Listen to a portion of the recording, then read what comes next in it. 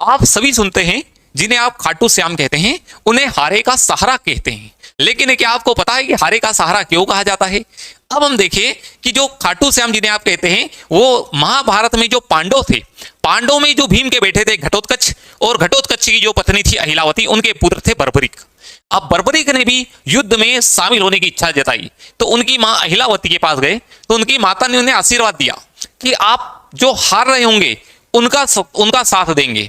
अब श्री कृष्ण जी बहुत अच्छे से जानते थे कि बर्बरीक को इस प्रकार से शक्तियां प्राप्त थी कि वो 3 बाण में ही अपनी पूरी की पूरी जो युद्ध चल रहा था महाभारत में, कौरव पांडव का युद्ध पूरा समाप्त कर सकते थे केवल 3 बाण में। इसलिए उन्हें 3 बाण के धारी भी कहा जाता है। और भगवान श्री कृष्ण जानते थे कि यदि जो बर्बरीक है, यदि पांडवों का साथ देंगे तो पांडव तो ऐसे भी सत्य की ओर जीतेंगे ही जीतेंगे, लेकिन हारने वाले जो कौरव होंगे, और ये जब कौरवों को हारता देखेंगे तो ये कौरवों का साथ देने के लिए कौरवों की ओर होंगे, तो फिर पांडव हारने लग जाएंगे।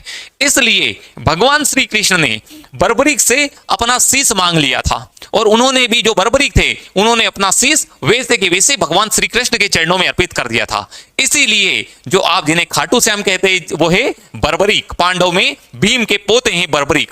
उन्हें हारे का सहारा इसलिए कहा जाता है क्योंकि उनकी माता जी ने उनके वचन दिया था कि जो पक्ष हार रहा होगा आप उनकी ओर से सहयोग करेंगे। और 3 बाण के धारी इसलिए कहा जाता है क्योंकि बर्बरीक ऐसे थे जो केवल 3 बाणों में पूरे महाभारत का युद्ध समाप्त कर सकते थे। तो ये है बर्बरीक की कहानी। और इसीलिए जब भी आप खाटू श्याम को देखेंगे तो केवल उनका शीश ही सभी जगह पर लाया जाता है और उनका संहार किया जाता है। और यही है 3 बाण के धारी हारे का सहारा की कहानी।